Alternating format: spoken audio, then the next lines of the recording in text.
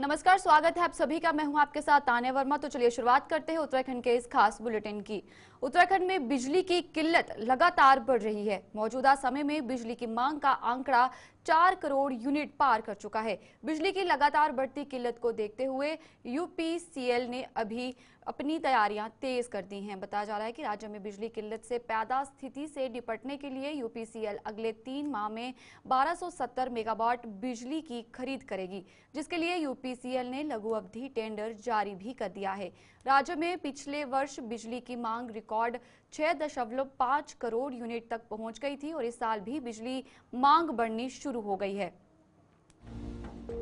चलिए आपको ग्राफिक्स के जरिए पूरी जानकारी देते हैं कि बिजली किल्लत से निपटने की क्या कुछ तैयारी की गई है। उत्तराखंड में बिजली की मांग 4 करोड़ यूनिट पार कर गई है। गर्मियों के मौसम तक ये मांग और बढ़नी शुरू हो जाएगी।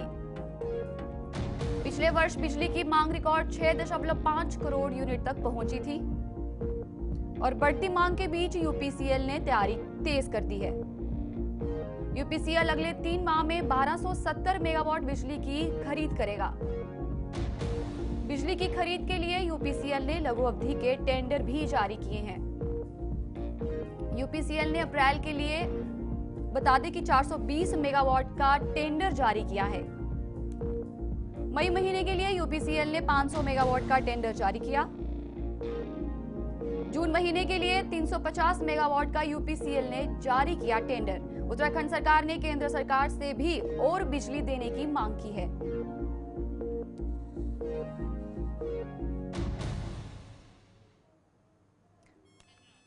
तो चलिए हमारे साथ हमारे संवाददाता धनराज गर्ग देहरादून से जुड़ चुके हैं। धनराज, मैं आपसे जानना चाहूंगी कि उत्तराखंड में बिजली की मांग में वृद्धि के क्या कारण हैं?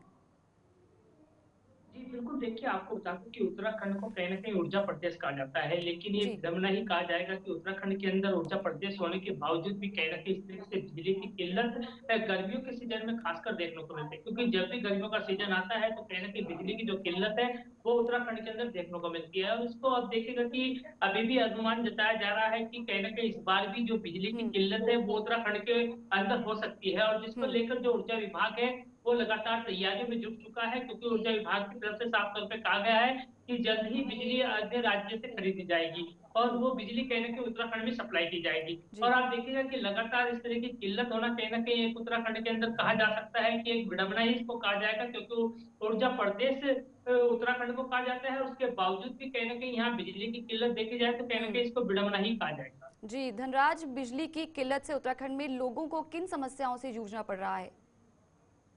जी बिल्कुल, देखिए यदि मैं समस्याओं की बात करूं, क्योंकि जब बिजली की किल्लत होती है तो कहीं ना कहीं पानी, जो पीने का पानी है उस पर भी संकट छाता है, क्योंकि हम्म। बिजली ना आने के कारण मोटरें नहीं चल पाती, पानी की सप्लाई नहीं हो पाती है, तो उससे भी कहीं ना कहीं दो चार जनता को होना पड़ता है। जी। लेकिन अभी देखेंगे बिजली के कारण कई तरह के ऐसे नुकसान है कि जो बिजली ना होने के कारण कहीं ना कहीं जनता को उठाने पड़ते हैं।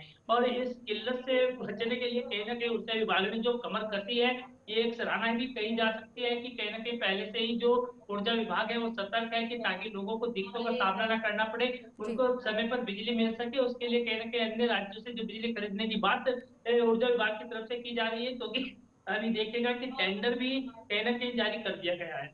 जी धनराज, यूपीसीएल ने अगले 3 माह में 1270 मेगावाट बिजली खरीदने की बात की है। इसके लिए क्या रणनीति अपनाई है? जी बिल्कुल, देखिए कहीं ना कहीं ऊर्जा विभाग की तरफ से जो यूपीसीएल है उसने जो 1270 हम्म। किलोवाट बिजली खरीदने का निर्णय लिया है अगले 3 महीनों के हम्म। लिए। क्योंकि अलग अलग देखिएगा कि अप्रैल के लिए अलग से बिजली खरीदी जाएगी, मार्च के हम्म। लिए अलग से बिजली खरीदी जाएगी और इसके साथ ही मई के लिए अलग से बिजली खरीदी जाएगी। तो इसके लिए जो टेंडर है, कहा जा सकता है कि जो लघु टेंडर है वो कहीं ना कहीं यूपीसीएल की तरफ से निकाले गए हैं और जी। जल्दी उस बिजली की आपूर्ति उत्तराखंड के अंदर कर ली जाएगी। इससे हम्म। कहीं ना कहीं जो आने वाली गर्मियां हैं इसमें जो हम्म। जनता को समस्याओं का सामना करना पड़ता है, उस समस्याओं का सामना नहीं करना पड़ेगा। और जी। वही देखिएगा कि सरकार ने भी कहीं ना कहीं केंद्र से भी बिजली मांगी है, तो हम्म। उम्मीद है कि केंद्र से भी कहीं ना कहीं उत्तराखंड को जरूर बिजली मिल पाएगी और जिससे कहीं ना कहीं जो लोगों की जो समस्याएं सामने आती हैं वो दूर हो पाएंगी। जी धनराज, ये जो लोग परेशान हैं बिजली की किल्लत से, इससे जल्दी से जल्द राहत के लिए क्या कुछ कदम उठाए जा रहे हैं? जी, बिल्कुल तान्या देखिए आपको जी। बता दूँ कि जिस तरीके से बिजली की जो किल्लत देखी जाती है, उसको दूर करने के लिए तमाम जो बिजली विभाग है, वो विशेष सख्त होता हुआ नज़र आ रहा है। जी। तमाम बिजली खरीदने की कोशिश की जा रही है और इसके साथ ही अपील भी जनता जी। तो चलिए नहीं तो कहीं हमारा न कहीं हमारे संपर्क। उत्तराखंड के लिए कहीं न कहीं जी। ये फ़ायदेमंद होगा। जी, धनराज देखिए यूके जो है उत्तराखंड जो है वो टूरिज्म के लिए जाना जाता है और इंफ्रास्ट्रक्चर और कनेक्टिविटी उतना ही ज़्यादा ज़रूरी है और बिजली की किल्लत से टूरिज्म पर कितना असर देखने को मिलेगा? बिल्कुल तान्या आपने सही कहा है कि उत्तराखंड को एक तरीके से कहा जाए कि पर्यटन नगरी कहा जाता है और जी। लगातार हम देखते हैं कि चाहे चारधाम यात्रा हो या अन्य सीजन हो या बारिश का सीजन हो या बर्फबारी का सीजन हो तो कहीं ना कहीं पर्यटन उत्तराखंड के अंदर आते हैं और तो उनको भी कहीं ना कहीं बिजली की आवश्यकता यहाँ पर होती है क्योंकि वो जहाँ पर रुकते हैं रेस्टोरेंट में रुके या फिर अन्य किसी होम स्टे में रुके या कहीं पर भी रुके तो कहीं ना कहीं बिजली की आवश्यकता जरूर होती है तो कहीं ना कहीं उनको भी यदि बिजली ना हो तो उनको भी कहीं ना कहीं समस्या का सामना करना पड़ता है और एक मैसेज भी कहीं ना कहीं उत्तराखंड से गलत जाता है उस मैसेज को सही करने के लिए ही कहीं ना कहीं उत्तराखंड के जो बिजली विभाग है यानी कि यूपीसीएल है वो लगातार इस कोशिश में रहता है कि जो बिजली है उसकी कमी ना पड़े और लगातार पर्यटकों को भी वो बिजली मिले और इसके साथ ही जो अन्य स्थानीय लोग हैं उनको भी समय पर बिजली मिले और कोई दिक्कत उनको ना हो इसके लिए तमाम तरह के कदम कहीं ना कहीं यूपीसीएल के द्वारा उठाए जाते हैं और लगातार जागरूकता अभियान भी एक ऊर्जा विभाग के द्वारा चलाया जाता है कि सभी लोगों को जागरूक भी किया जाता है कि बिजली को बचाना कितना अति आवश्यक है क्योंकि जी। उत्तराखंड के अंदर लगातार इस तरह की बिजली की किल्लत देखना इसको में कहीं ना कहीं सभी की सहभागिता से ही कहीं ना कहीं इस किल्लत को दूर किया जा सकता है। जी, तमाम जानकारी के लिए धन्यवाद। धनराज गर्ग हमें देहरादून से अपडेट कर रहे थे। तो बता दें कि सरकार का ही ये एक वो पहल नहीं है कि सरकार ही खुद को मतलब सरकार ही स्टेप्स उठाएं, बल्कि लोगों की भी ये जिम्मेदारी बनती है कि वो बिजली बचाएं। और बता दें कि उत्तराखंड सरकार ने केंद्र सरकार से भी बिजली के लिए मांग की है और अब यूपीसीएल 1270 मेगावाट बिजली जो है वो खरीदेगा और जल्द ही गर्मियों के मौसम भी आने वाला है और इसे देखते हुए ये बड़ा स्टेप लिया गया है। तो चलिए अब आगे बढ़ चलेंगे। उत्तराखंड में वनाग्नि पर नियंत्रण करने में महत्वपूर्ण भूमिका निभाने वाले फायर वॉचर को लेकर सरकार ने बड़ा कदम उठाया है। उत्तराखंड में वनाग्नि को नियंत्रण करने में महत्वपूर्ण भूमिका निभाने फायर वॉचर का सरकार 10 लाख रुपए का बीमा करेगी और इसके साथ ही साथ वन विभाग ने वनाग्नि नियंत्रण के लिए राज्य ने पर्यावरण वन एवं जलवायु परिवर्तन मंत्रालय से 4 अरब की मदद की मांग भी की है। आपको बताते चले कि उत्तराखंड का वन विभाग हर साल फायर सीजन में जंगलों में लगने वाली आग पर काबू पाने के लिए औसतन 4500 फायर वॉचर को तैनात करता है। पहले भी इन फायर वॉचर के लिए बीमे की व्यवस्था थी, लेकिन अब बीमे की राशि 5 लाख रुपए थी, जिसे बढ़ाकर अब 10 लाख रुपए किया गया है। नैनीताल के भीमताल के नेचिताला बता दें कि नोकी चियाताल में हेलीपैड निर्माण कार्य पूर्ण होने के बाद नागरिक उड्डयन मंत्रालय भारत सरकार की तरफ से हरी झंडी मिलने के बाद हेलीकॉप्टर सेवा का संचालन शुरू कर दिया गया, जिससे कि भीमताल को पर्यटन के क्षेत्र में एक नई दिशा मिलेगी। जिला प्रशासन द्वारा नोकचियाताल में क्षेत्रीय संपर्क योजना के तहत 45,55,000 रुपए की लागत से 900 स्क्वायर फीट मीटर क्षेत्रफल में ये हेलीपैड बनाया गया है। बता दें कि 900 स्क्वायर मीटर क्षेत्रफल में यह हेलीपैड बनाया गया है और जिसमें कि एक हेलीकॉप्टर उतारने की क्षमता है। डीजीसीए के अधिकारियों की तरफ से हेलीकॉप्टर उतारकर हेलीपैड का ट्रायल किया जाने के बाद देहरादून से मुख्यमंत्री ने वर्चुअल के माध्यम से इस हेली सेवा की शुरुआत की। इस मौके पर भीमताल के विधायक सहित कई सामाजिक इस वर्चुअल उद्घाटन में शामिल हुए और देहरादून से मुख्यमंत्री द्वारा इसकी शुरुआत की गई। वर्चुअल माध्यम से मुख्यमंत्री का आभार जताया गया और इस मौके पर देहरादून से उत्तराखंड के पूर्व मुख्यमंत्री और महाराष्ट्र के पूर्व राज्यपाल भगत सिंह कोश्यारी पहली सेवा के जरिए भीमताल पहुंचे, जहां उनका स्वागत किया गया। नौचताल भीमताल वासियों के विशेष आग्रह पर मैंने माननीय मुख्यमंत्री जी से निवेदन करके यहाँ पर हेली सेवा प्रारंभ की है और हमारे लोग सीधे अब यहाँ से देहरादून से नौचताल यहाँ पर हेली यात्रा कर सकते हैं और जो भी टूरिस्ट बाहर का आएगा वो अगर मेरे नगुचाताल में उतरेगा तो नीचे नगुचाताल में भी रुकेगा और भीमताल भी जाएगा और दूसरे हमारे जो पर्यटक स्थल है वहाँ भी जाएगा। तो हमारे लिए बड़ी गर्व की बात है और हमारे क्षेत्र के लिए गर्व की बात है। मेरी भीमताल विधानसभा क्षेत्र के लिए गर्व की बात है कि हमारे आग्रह को माननीय मुख्यमंत्री जी ने स्वीकार किया है और नैनीताल जिले के लिए जो ये हेली सेवा की सौगात दी थी उसको मेरे भीमताल विधानसभा क्षेत्र में क्रियान्वित किया। बाजपुर तहसील में विजिलेंस की टीम ने छापेमारी की, जहां विजिलेंस की टीम ने रजिस्ट्रार कानून को मोहन सिंह को 3,500 रुपए की रिश्वत लेते हुए रंगे हाथ गिरफ्तार कर लिया, जिसके बाद विजिलेंस की टीम कई घंटों तक पूछताछ करने के बाद रजिस्ट्रार कानून को मोहन सिंह को अपने साथ ले गई। बता दें कि बाजपुर तहसील में तैनात रजिस्ट्रार कानून को मोहन सिंह की केलाखेड़ा निवासी लाल सिंह और इकबाल ने विजिलेंस की टीम को शिकायत की थी, जिसके चलते विजिलेंस की टीम ने जाल बिछाकर छापेमारी की। छापेमारी के दौरान टीम ने रजिस्ट्रार कानून को मोहन सिंह को रंगे हाथ 3,500 रुपए की रिश्वत लेते हुए गिरफ्तार कर लिया। वहीं विजिलेंस की टीम ने करीब 7 घंटे तक बंद कमरे में मोहन सिंह से पूछताछ की और मोहन सिंह के कार्यालय में रखे दस्तावेज भी खंगाले। विजिलेंस की टीम ने रजिस्ट्रार कानून को मोहन सिंह के घर में भी छापेमारी की, जिसके बाद विजिलेंस की टीम रजिस्ट्रार कानून को मोहन सिंह को अपने साथ ले गई। विजिलेंस की टीम की छापेमारी से तहसील सहित अन्य विभागों में हड़कंप मच गया और विजिलेंस की टीम की छापेमारी की सूचना मिलते ही तहसील में काफी संख्या में लोग मौके पर पहुंच गए। आपको बता दें कि मोहन सिंह पूर्व में भी NH 74 घोटाले में जेल जा चुके हैं।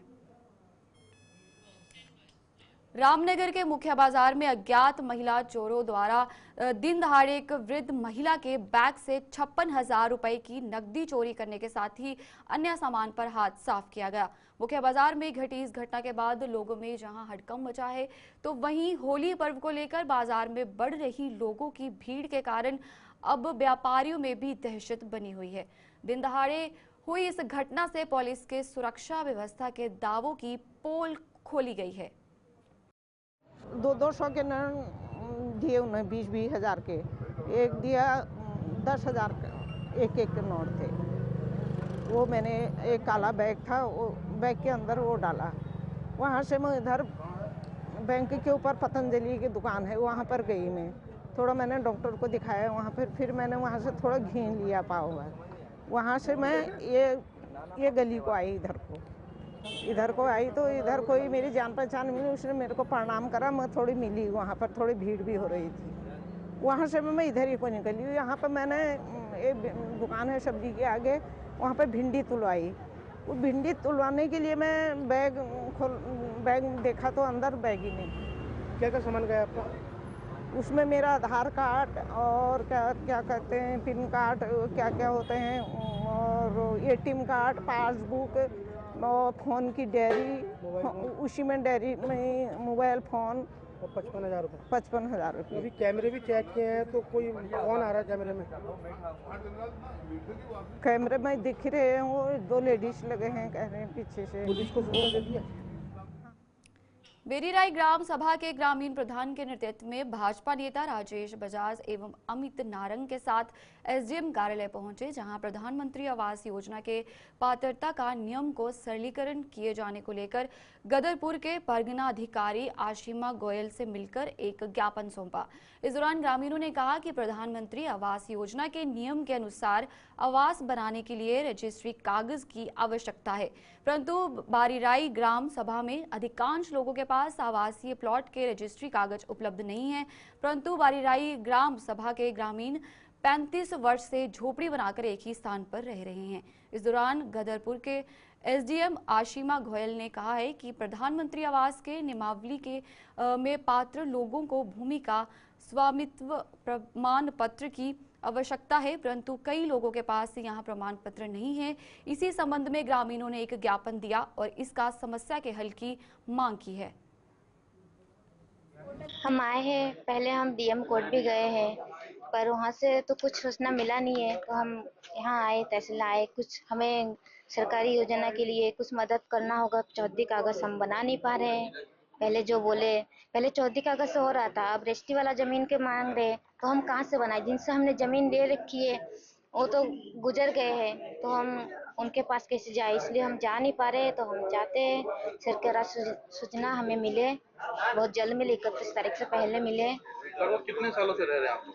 हम 35 साल से रह रहे हैं, 35 साल 40 साल रह रहे हैं, पर कुछ सरकारी सुविधा हमें नहीं मिली है। इसलिए हम कह रहे हैं, सब आए हैं यहाँ। हमें सरकारी सुविधा मिले। मेरी ग्राम सभा बरीराई में ग्राम सभा बरीराई में जिसकी आबादी लगभग 17,000 है। 17,000 में से 3 गांव मूलतः ऐसे हैं, सुंदरपुर, मकरंदपुर, पिपली नंबर 2 और तिलपुरी, जो अति पिछड़ा गांव की श्रेणी में आते हैं और जिनकी लगभग पूरी ग्राम सभा की आधी आबादी आती है। खासकर सुंदरपुर में ऐसे परिवार हैं जिनकी आप दशा जाके देखो। मैं आज एसडीएम मैडम आशिमा गोयल जी से मैंने ये विषय उठाया था। मैंने कहा मैडम, आप अगर इनका वास्तव में अगर आप खुद भी स्वयं सर्वे करें तो आपको इनकी स्थिति का पता लगेगा, ताकि आने वाले मई जून में जो बरसात का सीजन आ रहा है उनमें इन लोगों का राशन तक गीला हो जाता है। और जब मैं इन लोगों के घर जाता हूं तो मेरी आंखों में आंसू तक आ जाते हैं कि ऐसे लोग ऐसी दशा में रह रहे हैं जिनका रोज लाना खाना दिहाड़ी मजदूरी है। और जो हमारे प्रधानमंत्री आवास योजना के तहत जो सर्वे चल रहा है, सर्वे के माध्यम से पूर्व में जो मकान दिए गए थे वो चौहद्दी के मार्फत दे दिए गए थे, मगर इसमें जो ऑनलाइन पोर्टल है, ऑनलाइन पोर्टल में सारी शर्तें ये लोग पूरी करते हैं, मगर शर्तें पूरी करने के बाद जब लास्ट का जो ऑप्शन रह जाता है कि आपकी अपनी जमीन में, ये नहीं, पोर्टल ये नहीं मांग रहा कि आपके पास रजिस्ट्री है, आपके पास स्वामित्व का पट्टा है, मगर जो ब्लॉक के अधिकारी जिनका ढुलमुल रवैया है, वो ये कह रहे हैं, इस चीज को स्पष्ट करने के लिए तैयार हैं, वो उच्च अधिकारियों पर टाल रहे हैं। वो कह रहे हैं कि भाई आपका हो ही नहीं सकता, और वो घर घर जाकर मेरी ग्राम सभा में जो गरीब आदमी उनके घर कागज वापस करने का काम कर रहे हैं, जिससे गरीब लोग भ्रमित हैं और परेशान हैं। देखिए, इनको जिस भूमि पर ये बैठे हैं उस भूमि का इनको स्वामित्व नहीं मिल पा रहा। कई जगह पर ये लोग बैठे हैं और वहां पर इनके पास रजिस्ट्रियां नहीं है, तो इनके जो प्रधानमंत्री आवास है उसका सर्वे के लिए वो नहीं हो पा रहा। अधिकारी आ रहे हैं, जो सर्वे करने कर्मचारी आ रहे हैं, वो कह रहे हैं आपको इसका लाभ नहीं मिलेगा। इसके निमित्त आज हम यहाँ ग्राम प्रधान श्री महेंद्र सैनी जी के साथ में, उनके नेतृत्व में हम लोग, राजेश बजाज जी जो कि पूर्व जिला पंचायत सदस्य है, सभी सुंदरपुर के ग्रामीण, रजत खरवार जी, पंकज बटला जी, मुकेश जी, सब लोग हम लोग आज उप जिलाधिकारी जो आईएएस अधिकारी हैं उनसे हमने भेंट वार्ता करी है और उनसे कहा कि इसमें अतिशीघ्र कार्रवाई कराएं, क्योंकि 31 तारीख को ये पोर्टल बंद हो जाएगा प्रधानमंत्री आवास के सर्वे का, इसलिए उससे पहले ये काम करना बहुत जरूरी है। और उप जिलाधिकारी महोदय ने हमें आश्वस्त किया है कि मैं इस पर तुरंत कार्रवाई करूंगा। देखिए, हमारे देश के जो प्रधानमंत्री श्री नरेंद्र मोदी जी हैं, उनकी सोच ये है कि हर घर गैस कनेक्शन हो, हर घर बिजली कनेक्शन हो, हर घर पक्का हो, हर घर पानी हो, तो सारी सुविधाएं इनको मिल रही, पानी की सुविधाएं मिल रही है, बिजली की सुविधाएं मिल रही है, गैस कनेक्शन भी इनको फ्री मिल रहे हैं। और आवास की सुविधा में एक दिक्कत ये आ रही है, जो यहाँ बैठे हैं वो जमीन ना तो आबादी की है, वो ना किसी जनजाति की है, ये जमीन तो इन्हीं की है, लेकिन उनके पास उसका स्वामित्व नहीं है, उससे संबंधित कागज नहीं है। इन्होंने जमीनें तो खरीदी, स्टाम्प पे खरीदी, लेकिन उसकी रजिस्ट्री नहीं कराई, क्योंकि गरीब आदमी है। अगर रजिस्ट्री के पैसे होते तो ये आवास बना लेते, अब पैसा नहीं है तो इस कारण आवास बना नहीं पाए, झोपड़ी में रह रहे हैं। लेकिन अब जो पोर्टल आया है, जो ब्लॉक के अधिकारी कह रहे हैं कि जिसकी जमीन जिसके नाम होगी उसी को आवास मिलेगा। पूर्व में भी जब ऐसी समस्या आई थी तो जो हमारे डीएम साहब थे पहले, जब मैं जिला पंचायत सदस्य था, उन्होंने कहा कि चौहद्दी तकदीस कर दो, उसके आधार पर उसको आवास दे दो, क्या वो अन्य की जमीन पर बैठा है। हम एसडीएम महोदय से यही कहने आए थे, जमीन इनकी है, स्टाम्प इनके नाम में स्टाम्प इनकी जमीन है, जिसकी जमीन मूल रूप से है उसे कोई ऑब्जेक्शन नहीं है। तो आप जब ये 15-15, 20-20 साल से बैठे हैं, आप ऐसा कुछ करो जिससे इनका भी काम चल जाए, इनको भी आवास मिल जाए, और चाहे चौहद्दी बना दो या एक पत्र ही जारी कर दो कि ये जमीन पे बैठे और मूल मालिक ये है, बस बात खत्म हो जाती है। एक पटवारी तकदीस कर दे, तो ऐसा करने से इन गरीब लोगों का भला हो जाएगा। और हमारे देश के जो प्रधानमंत्री श्री नरेंद्र मोदी जी हैं, हमारे पुष्कर सिंह धामी जी मुख्यमंत्री, और हमारे माननीय विधायक शिव अरोड़ा जी हैं, उनका भी सपना पूरा हो जाएगी, गरीबों का आवास मिल जाए। यही निवेदन करने हम एसडीएम। ज्ञापन इस संदर्भ में है कि जो अभी प्रधानमंत्री आवास योजना का सर्वे चल रहा है, उसमें एक कंडीशन ये भी है कि जिस व्यक्ति का स्वामित्व होगा, जिस जमीन पे वो बैठा है, उसको भी उसी को आवास दिया जाना चाहिए। तो अब यहाँ पर एक प्रकरण इस तरीके का आ रहा है, और केवल एक नहीं, अन्य व्यक्तियों के साथ भी आ रहा है कि ऐसे व्यक्ति जो जिन्होंने कभी भूमि स्टाम्प पर ली थी, या आज की डेट में वो वहां बैठे हैं पर उनके पास स्वामित्व संबंधी कोई दस्तावेज नहीं है, क्या उनको आवास योजना का लाभ कैसे दिया जाए। क्योंकि जो गवर्नमेंट के पैरामीटर्स हैं, जिनके हिसाब से जो भी डेप्रिवेशंस की कैटेगरी में आते हैं, उस कैटेगरी में वो आते हैं, लेकिन क्योंकि उनके पास स्वामित्व संबंधी दस्तावेज नहीं है, जिसके कारण एक टेक्निकल इसको आप फ्लॉ कह सकते हैं या टेक्निकली एक प्रॉब्लम आ रही है, तो इसके संबंध में एक ज्ञापन दिया गया है। इसमें पूरी तरीके से कोशिश की जाएगी कि किस तरीके से इस प्रकार के व्यक्तियों को राहत दी जा सकती है और स्वामित्व संबंधी दस्तावेजों के रूप में या अन्य किसी तरीके से उनको मदद की जा सकती है। और इसके बाद कोशिश ये की जाएगी कि विद इन द टाइमलाइन जो भी प्रधानमंत्री आवास के लिए सेट की गई है, इन सभी लोगों को आवास योजना का लाभ प्रदान किया जा सके। नहीं, टाल मटोल तो मेरे हिसाब से ऐसा नहीं किया जा रहा होगा, क्योंकि ये टाइम बाउंड प्रोसेस है and all the VPDOs and BDOs have been properly briefed. लेकिन फिर भी अगर कोई पर्टिकुलर मैटर संज्ञान में आता है तो उस पर उसी स्तर पे कार्रवाई की जाएगी और एक बार फिर से ये निर्देशित कर दिया जाएगा कि हर व्यक्ति के घर तक, जहाँ भी जो सूची प्राप्त है और जो भी डेप्रिवेशंस की कैटेगरी में आते हैं, उनके घर तक जाकर सर्वे किया जाए और उनका नाम। काशीपुर में देवभूमि निकाय संयुक्त कर्मचारी महासंघ उत्तराखंड एवं भारतीय मजदूर संघ के द्वारा पर्यावरण, आउटसोर्स कर्मी एवं स्वच्छता समितियों की समस्याओं को लेकर प्रदेश अध्यक्ष अजय कुमार के नेतृत्व में कर्मचारियों द्वारा नगर निगम काशीपुर के महापौर दीपक बाली को ज्ञापन सौंपा गया है, जिसमें कर्मचारियों की समस्या के संबंध में कहा गया है कि पर्यावरण मित्रों को ACP का लाभ 10 से 30 वर्ष से नहीं मिल रहा है, जबकि शासन आदेश उपलब्ध करा दिया गया है और न ही वर्दी मिली है। वहीं आरोप लगाया गया है कि संविदा पर 4 कर्मचारियों को षड्यंत्र द्वारा निकाल दिया गया था, उन्हें पुनः रखा जाए और वहीं ठेका प्रथा को समाप्त करके 300 कर्मचारियों को रखा जाना चाहिए। डोर टू डोर का ठेका बाहर की कंपनी को दिया जाए और यानी कि उसे समाप्त कर नगर के किसी ठेकेदारों को दिया जाना चाहिए और मोहल्ला स्वच्छता समिति कर्मियों को 19,000 के वेतन पर EPF की कटौती का लाभ दिया जाना चाहिए। इसके अलावा और भी अन्य समस्याओं को लेकर कर्मचारियों के द्वारा महापौर दीपक बाली से मुलाकात की। तो हम लोग यहाँ पर जो ज्ञापन लेके पहुंचे हैं माननीय महापौर जी के पास कि जो सबसे पहले मांग है कि जो ठेका प्रथा चल रही है पूरे देश के अंदर, वो काशीपुर में चल रही है। आप देखा कि डोर डोर कूड़ा कलेक्शन का ठेका चल रहा है। शहर की व्यवस्था बिल्कुल खराब है।